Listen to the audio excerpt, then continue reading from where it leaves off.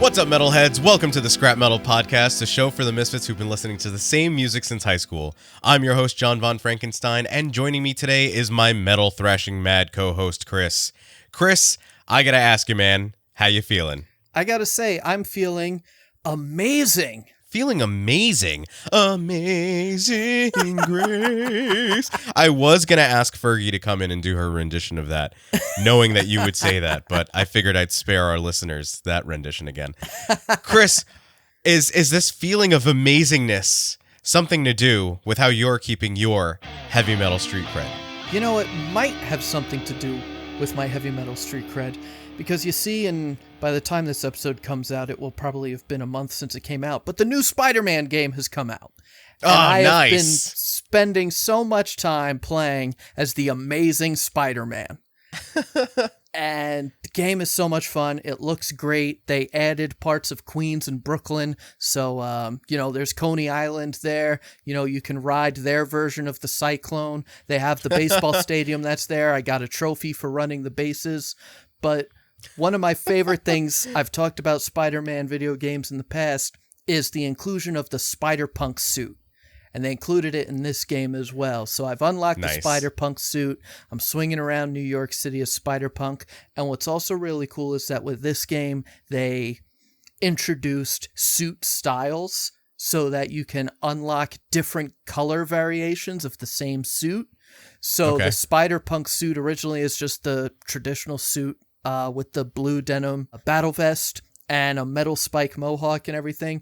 With the alternate colors, you can have a black vest with like a black and red suit. You can also have a black vest with like a fully red suit. And I think there's like another blue or white vest or something. But it's cool that there's all these different looks. And so I've been experimenting with that, just swinging around, New York, Queens, Brooklyn, as Spider-Punk and all these different battle vests and different styles. And it's a lot of fun. Nice. I love that. At what point in the game does Peter go up to Mary Jane and go, "That's my girl"?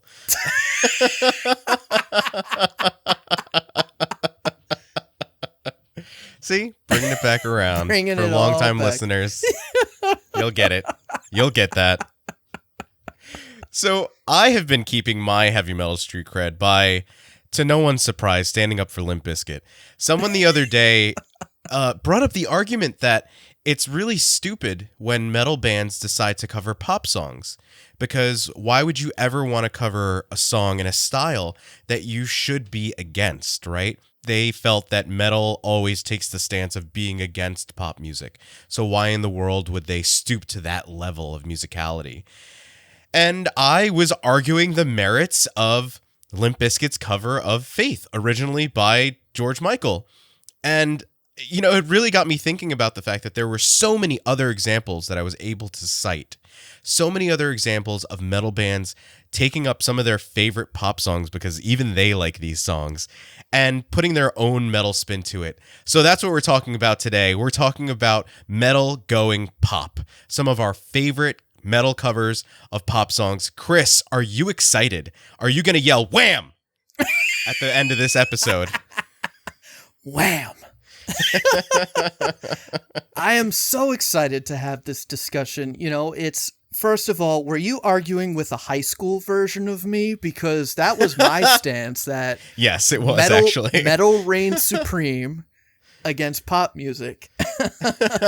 But I love this idea of metal bands covering pop songs. And like, even when I go to see bands live, and they're not all metal shows, but like at some of the ska shows I go to, Real Big Fish closes their show with Take On Me. And people go nuts for it. Goldfinger closing their set with 99 Red Balloons, which is another, pop song. I remember there was even this band, Biebs and Her Moneymaker, go into Wrecking Ball by Miley Cyrus, and the crowd goes nuts. And it's like, we're all there because we love this, whether it's third wave ska or whether it's punk or metal, we love this style of music, but we're aware of these pop songs, and some of them are pretty catchy.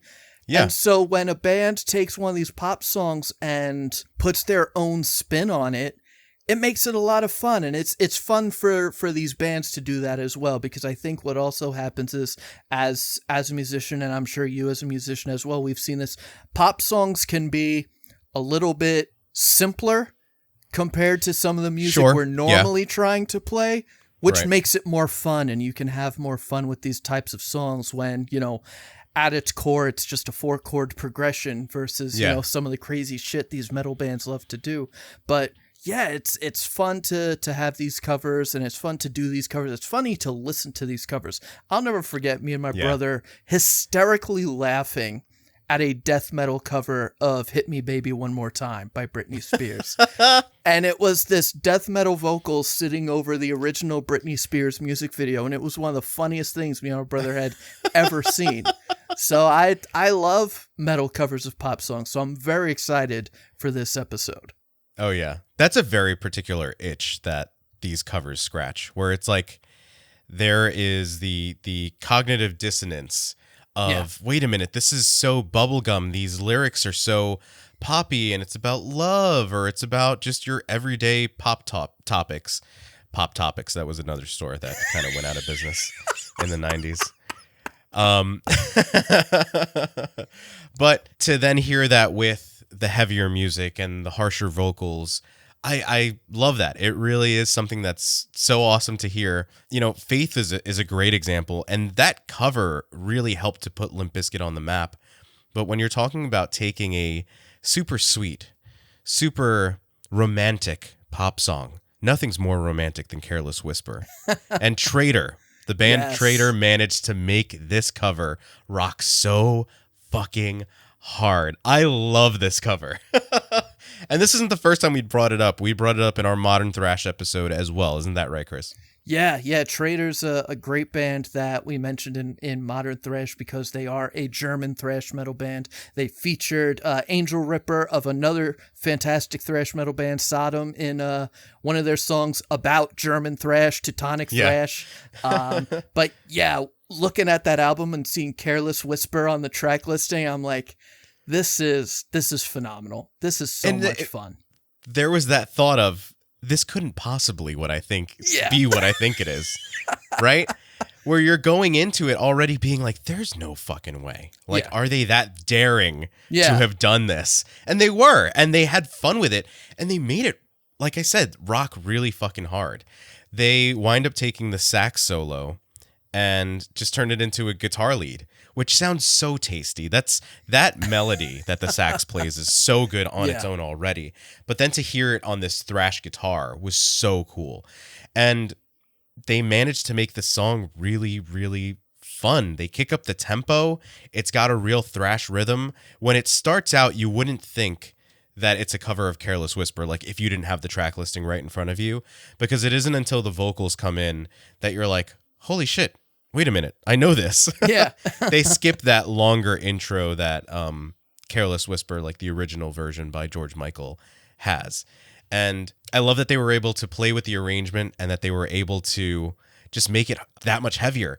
But this isn't the only band that's covered Careless Whisper. You were going to see that phenomenon with a few of these songs. But Chris, how many covers of Careless Whisper did you count? So I found at least 3 that I wanted to talk about, one of which being Traitor. But when you do a search for Careless Whisper on Spotify, yes, half of the hits that show up are George Michael, but there is an alarming amount of covers of Careless Whisper. Obviously, it's not all metal, but mixed in there was I guess you'd call them a new metal or alternative metal. Seether did a cover of Careless Whisper, so that was really fun to hear. But one of my favorites that I've listened to, and I forgot about it until I saw it searching for it, Anthony Vincent. He's a YouTuber who does 10-second songs.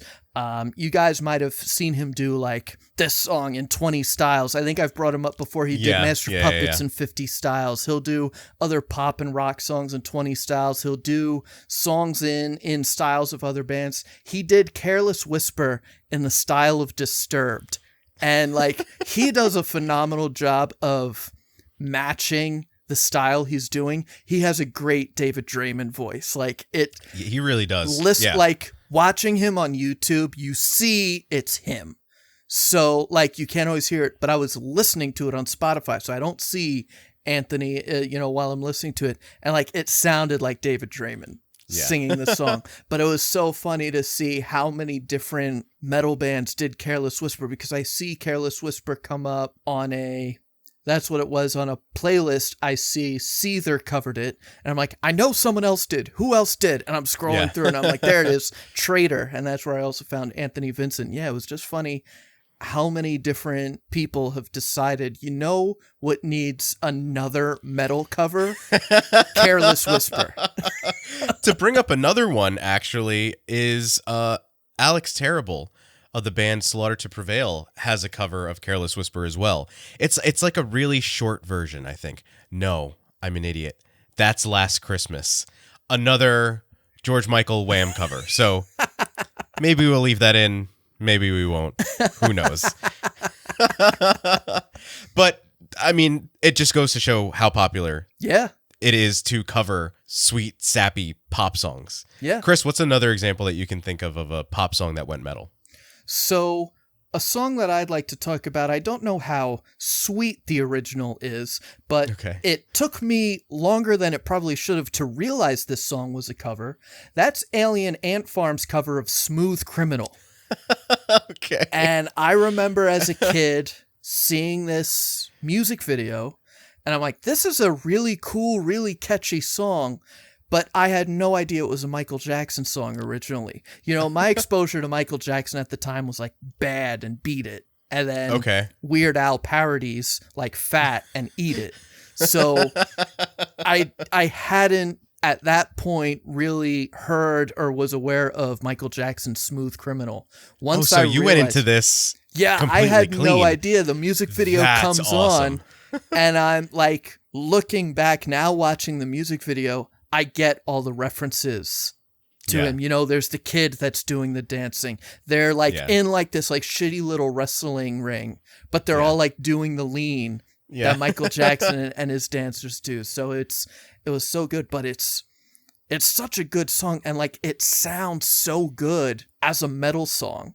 Yeah. And like I've learned how to play that riff, and it's a fun riff to play, and it's funny how you can have this pop song that's written as a pop song, and someone at some point realizes, well, if I play this on a distorted guitar, it's going to sound fucking sick. Yeah. And it was so cool to hear this song, and yeah, it's just a good time. And it's like I said, at the time I didn't realize it. Once I learned that it was a cover, I feel like I appreciated it even more, and I appreciated the music video even more, because I understood how often they were referencing Michael Jackson in the music video. But yeah, this is a really good song. I feel like I've heard another cover of Smooth Criminal now that I'm talking about it. It wasn't a metal cover. It was I forget their name, but it's like a cello duet that does covers of like metal songs on cellos. Oh, Apocalyptica? Maybe, yeah. I think so. It's probably Apocalyptica. I don't know how many cello duos are doing covers of metal songs, so it's probably Apocalyptica. They did Thunderstruck by AC/DC, right? Yeah, I think so. Is that who you're talking about? Yeah. But yeah, I know I've heard their cover of Smooth Criminal as well. But yeah, this Alien Ant Farm is not a band that I'm like a huge fan of, but I love their cover of Smooth Criminal. I also really enjoy their song Movies, I think it is. That's a really good song. I think that whole first album is phenomenal. Yeah. There's some I, on the other hand, really love Alien Ant Farm. I still listen to that album like all the time. I think they had a song called Wish in one of the Tony Hawk video games, because I can't not talk about the music I discovered through Tony Hawk video games. It's a must at this point. You could have a drinking game. We don't want our listeners that fucked up. Just a little. You know what's funny is you bring up the notion that these bands are obviously, by covering a song, you're paying tribute, but more so paying respect. Yeah. And, creating an homage to the original and the artist. When you're covering Michael Jackson, it's like, that's not something that you do lightly. Yeah. And it's perfect in the sense that we've talked about the fact that you can have your guilty pleasures and, maybe we should rename them songs you might not think that I would listen to or whatever it was that we talked about in that episode. Yep. And I love that a lot of times it's these bands coming out and saying like, yeah, we may be super heavy, but this is what I grew up on. This is one of my favorite songs. This is a song by an artist that got me into music. And then eventually I made my way to metal. But maybe it just started out with pop music. And I absolutely love that because it just shows that those barriers that we think are there are so much easier to break through than some people may make you think. Another thing that I love is that you brought up how perfectly the synth riff from the original Smooth Criminal translates over onto electric guitar. Yeah. And I feel like sometimes that's the point. Let's find a riff that goes real fucking hard and then just chug it up. Yeah. And another fantastic example of a band doing this is Throwdown covering Sir Mix-a-Lot's Baby Got Back. That riff is a fucking chug fest. Oh, yeah. Dun, dun, dun, dun, dun, dun, dun, dun, dun. It works so fucking well. I heard this cover in high school. I remember I was like in gym class in high school, in like weight class or something.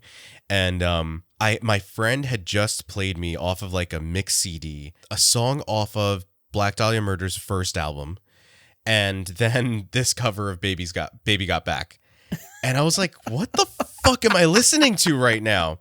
This is with Throwdown's original vocalist. Unfortunately, I didn't look up his name, but you can hear it's definitely a very different sound from what they have now. Feels way more like early hardcore, like what you think of like early hardcore kids, the oversized jeans and the big hoodie and whatever, the hockey jersey and shit like that from the 90s and early 2000s. But this is such a fun cover because like once they get into the chorus, that's when the harsher vocals start, but they rap the rest of the song. And again, like they kick up the tempo a little bit. They translate that dun, dun, dun, dun, dun, dun, dun, dun, that sample, that synth sample from the song so well to the electric guitar. And it just makes it that much more fun. You know what I mean? Like it's to take a song that's so danceable and turning it into something that people will want to mosh to. I just fucking love that. Yeah, that's awesome. I'm also guilty of chugging that riff. It just happens. It's fun. So I'm not surprised someone would take that and basically turn it into a hardcore song. Yeah, I like big butts and I can't not riff. Is what the song should have been called. Chris, can you think of any other examples of songs that take like a perfect sample like this and just completely flip it on its head when turning it into a metal song? So a song that I think does a very good job of this, that takes a riff and turns it into a phenomenal metal song, is Slayer's cover of Inagata da Vida. Oh, fuck. Why didn't I think of this? It is so good. Now, unfortunately, it's only 3 minutes compared to the original 17-minute epic. Oh, so we don't have a 10-minute drum solo? Yeah. Is what you're telling me?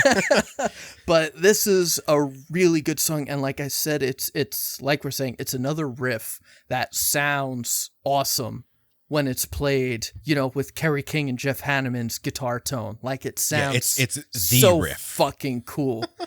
And yeah, it's so much fun, and it's Inagata da Vida may not be a traditional pop song, definitely with its 17-minute long runtime. It has a lot of that psychedelic attractiveness to it. Yeah. But it's such a fun song because it starts off and like just like the original, it starts with I think just the bass, Tom Araya on the bass, and then Kerry and Jeff come in with the full riff. And it is so funny to hear Tom Araya in his best Slayer scream vocal style saying, Inagata da Vida, honey. Like it's him saying like honey and baby. It's just so fucking funny. Like this is the same guy who's like singing about like Auschwitz and Dr. Mengele and fucking, Ed Gein, and like he's using like words like honey and baby in it. And it's just, it's the funniest thing. I love it so much.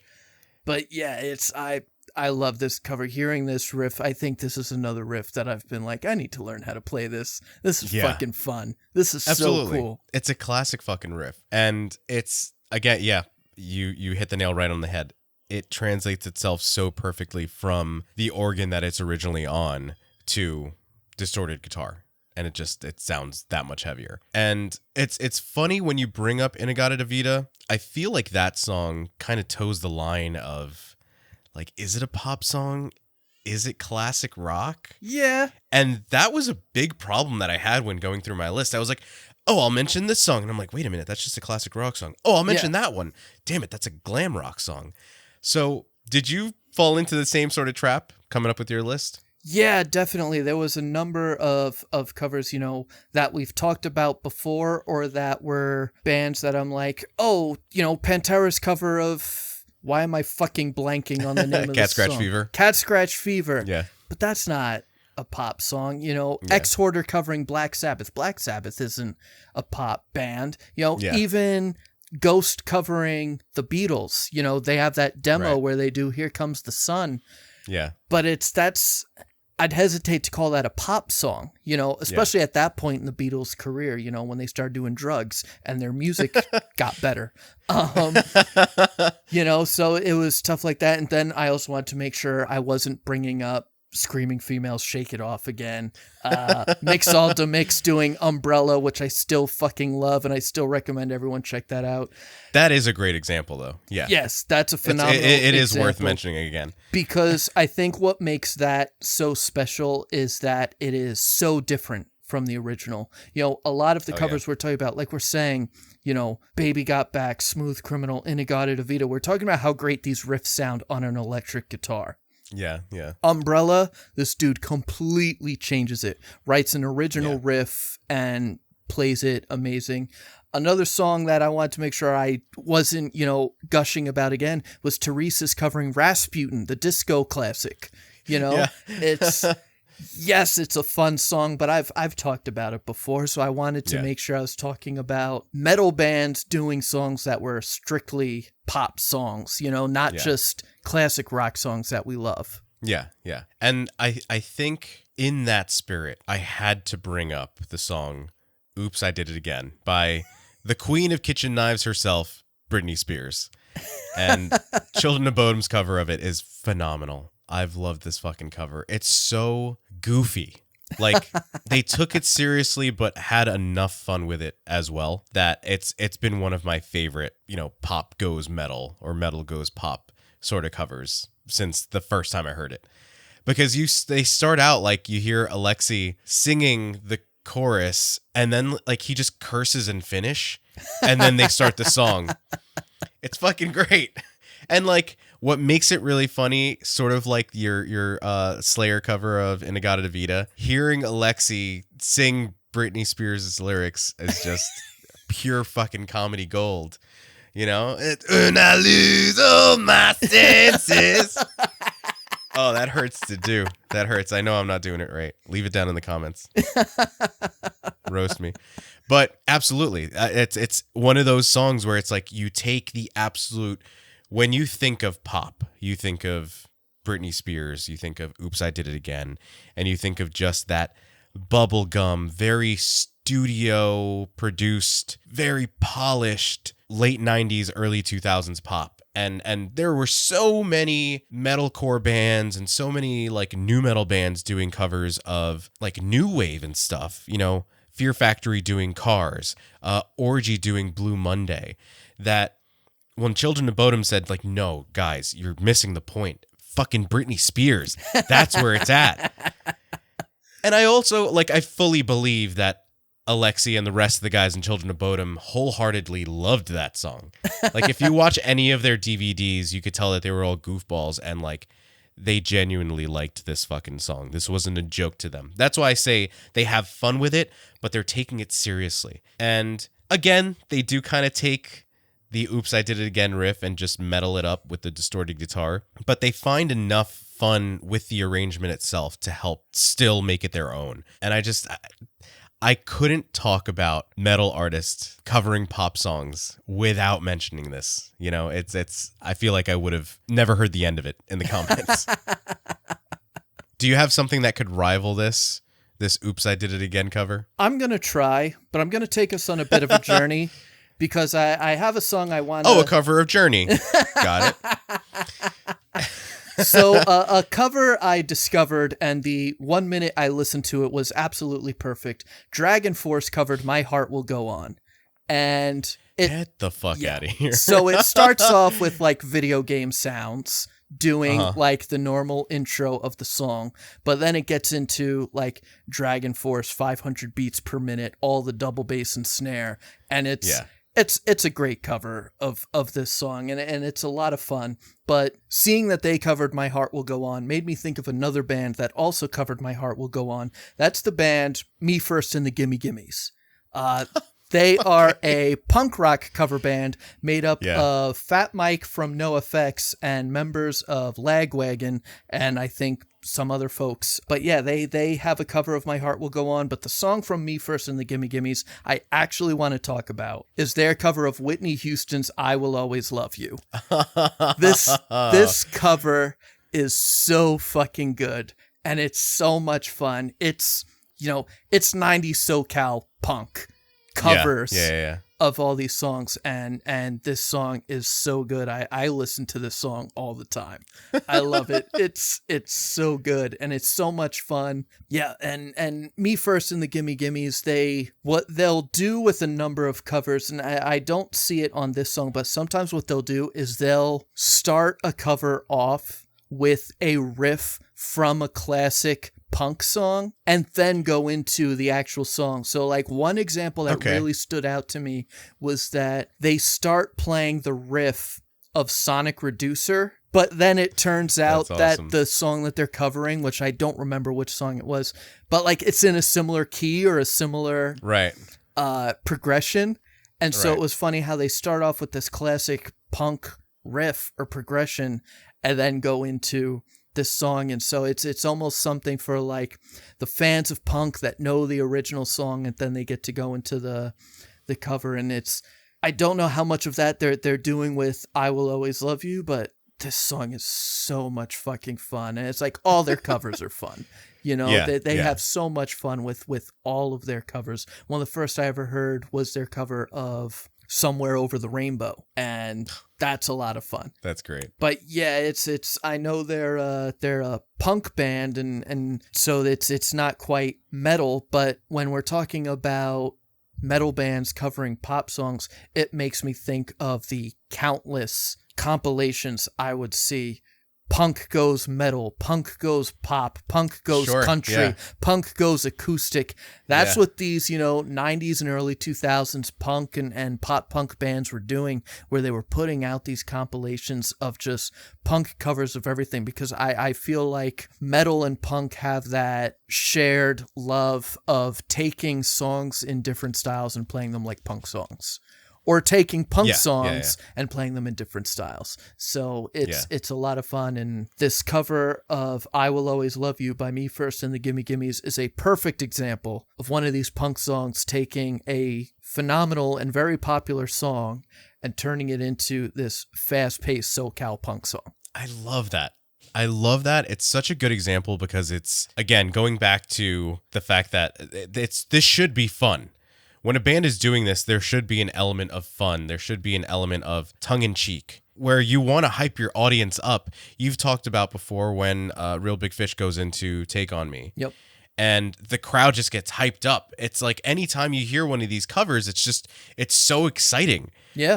And like, again, I love the fact that a lot of times you can tell it's just songs that these artists enjoy. I don't think that they would want to cover these songs if they didn't actually like them. Yeah. It's they're not covering them to make fun of them. They're not covering them to talk down to the original. It's more so that they probably revere the original itself. Yeah. And just want to have their own stamp on it. And another cool thing is how they're able to, like you said, kind of quote a classic punk riff and then bring you into their pop cover. Yeah. Because that, like you said, it brings the audience in. It feels familiar. and then they're hit with the twist. Yeah. You know, so it's creative. It's creative, and I think that's a key part of this too, is the creativity that these bands have to have. Like you said at the top of the episode, a lot of times it's a really simple progression and you have a really basic structure to it. Yeah. And then you've got stuff like the Umbrella cover. Yeah. Which is just a 100% newly constructed song. And until you hear those lyrics, you're not going, oh, this is Rihanna. Yeah. You're like, oh, this is a really cool thrash metal song. And then you recognize the chorus once it comes up and you're like, what the fuck is happening? You know, I love that. I love that. And I feel like it's like there should be no shame in liking pop music. Again, we talked about that in our Guilty Pleasures episode. And all of these metal bands covering, you know, these various pop artists is just proof of that. I mean, you brought up Disturbed earlier. Disturbed has covered Land of Confusion by Genesis. And like a million other fucking bands have done that too. A million other metal bands have covered Land of Confusion, but Disturbed's cover is the only one that actually keeps David Draymond going, like right before the chorus. That's so fucking funny. I don't really listen to a lot of Disturbed, but that's one that I just had to bring up because it cracked me up when I was listening to it. And I'm like, he really had to drop it in there just to leave his own little stamp on it. Now, I'll argue I like the original better. I think that song is heavy on its own. And I just feel like that comes down to the attitude of the song. You know, see our episode, What is Heavy, for more on that. Yeah. But I think it's really fun when you know, you can see how much appreciation all these different bands have for this early bubblegum pop or Britney Spears, like that 2000s, like turn of the millennium type pop. And even bands like Typo Negative and Crowbar, you know, doing like super soft rock songs. They get an honorable mention because they're not technically pop songs. You know, Seals and Crofts' Summer Breeze and Dreamweaver by Gary Wright are more like soft rock songs, but they make for some really cool fucking covers once you just metal them up, you know? Chris, do you get what I mean when I'm talking about the creativity that it takes for these bands to say, all right, we're going to sit down and we're going to either really metalify this song or just like construct something completely new? Yeah, definitely. Because I think the discussion of, you know, metal bands covering these songs, and you can tell that they're having fun, but they're taking what they're doing seriously. They may not be taking themselves seriously, but they're taking what they're doing seriously. And in talking about that, it made me think of the story that Chuck D told about Anthrax wanting to cover Bring the Noise. You know, Scott Ian is wearing a Public Enemy t-shirt on stage. Chuck D sees that in a picture. He's like, hey, that's really great that this metal band from New York is repping, you know, a rap group from New York. I'm going to give them a shout out on our next album. He includes them. Scott and Charlie and Frankie go out, buy this album, listen to it. It's like, did Chuck D just mention our band in a song? And they make the decision to cover the song, but they want Chuck D on it. They want Chuck to do his rap on the song. And Chuck agrees to it, but he shows up thinking like, these guys, like, I know these guys are just kind of goofballs, you know, that want to play metal. I don't know if they're going to take it seriously. And Chuck D was shocked at how serious they were taking it, because even though they may not take themselves seriously and they'll do really silly shit like I'm the Man, and they'll, you know, Scott Ian will be up there playing the sickest fucking thrash metal riffs or breakdown riffs while wearing like crazy colored shorts. They take what they do very seriously. They don't take themselves seriously. They take what they do very seriously. And I think that comes through in all these covers we're talking about. It's bands that are almost poking fun at themselves. You know, I feel like with a oops, I did it again. It's almost like, like it's, I know where this, you know, melodic death metal band or whatever it is, but I'm going to play Britney Spears. Yeah. You know, because I like this Britney Spears song, you know. Yeah. Traitor, this great modern thrash metal band, a German thrash metal band, all this great thrash metal that comes out of Germany, the same album that they're having Angel Ripper of Sodom. They're like, yeah, I like Careless Whisper, and we're going to fucking record a cover of it.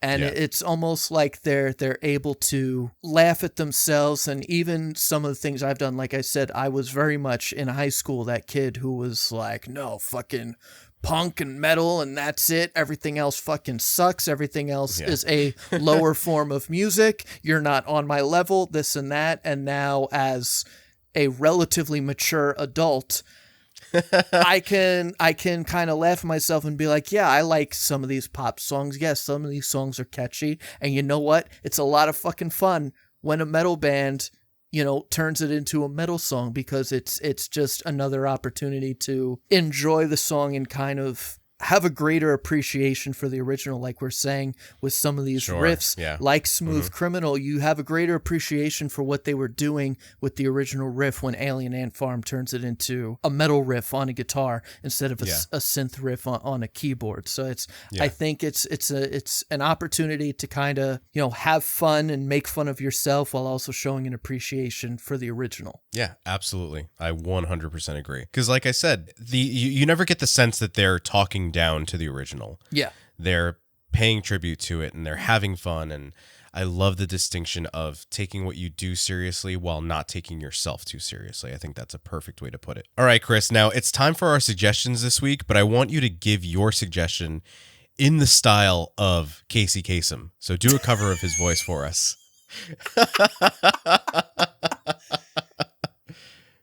I'm not even going to try.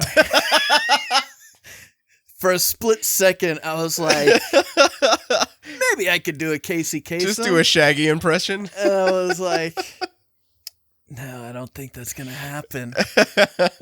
So for my suggestion this week, while talking about Careless Whisper, I brought up a YouTuber, Anthony Vincent, and his channel, 10-Second Songs. And he has a lot of great covers in the styles of other songs. Obviously, Careless Whisper in the style of Disturbed. He did Billie Jean in the style of Breaking Benjamin. He did that's cool. Toxic by Britney Spears in the style of Korn. And, oh my God. Yeah. And he also did Feel Good Inc., originally by Gorillaz, in the style of Limp Bizkit. And so that was a lot of fun. Have I not heard those?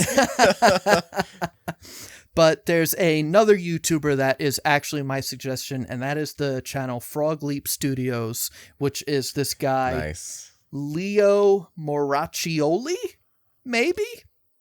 The first song I ever heard from him was his cover of Feel Good Inc., which is another riff that sounds amazing on an electric guitar.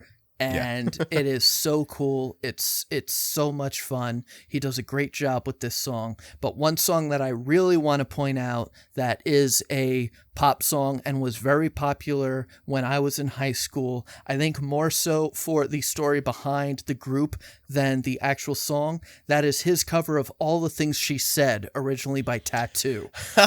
His cover of this song is phenomenal. It's so good. And it is a good song. People were more interested in the lesbian relationship, allegedly, between the two girls in this group singing the song. But the song Alleged. Yes.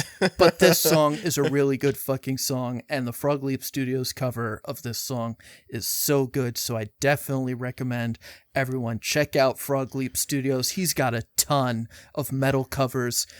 He does like to throw gent breakdowns in the middle of a lot of songs. So if that's not something you're into, be warned.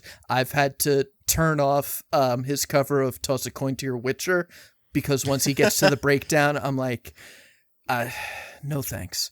But definitely check out his covers of All the Things She Said. And like I said, it was probably his first real viral video and was the first thing I was introduced to. Feel Good Inc. Once again, go check out Frog Leap Studios. That's awesome. But now for the rest of the night, I'm just going to have, I don't know if it was an SNL skit or a Mad TV skit. Russian lesbians running through my head. Now, I had to call Chris in on my suggestion this week because, as we mentioned before, sometimes it's hard to quantify what pop music is. So I almost suggested In Flames' cover of Depeche Mode's Everything Counts, which is a great fucking song. I think of it as pop, but as Chris pointed out, Depeche Mode has more of a goth leaning, and maybe more new wave, maybe more goth, maybe more post-punk. I don't know, whatever you want to label it. But I feel like it was too niche to be a pop song. That's a great fucking cover, and you should also check out Lacuna Coil's cover of Depeche Mode's Enjoy the Silence. But Chris was able to be the deciding factor, and for that, he is simply the best. And so my suggestion this week is going to be Ghost's cover of Tina Turner's We Don't Need Another Hero, the Thunderdome song. Yeah, Tina Turner, it runs deep in the circles of rock and roll, but especially during the time that this song came out, she was a pop queen.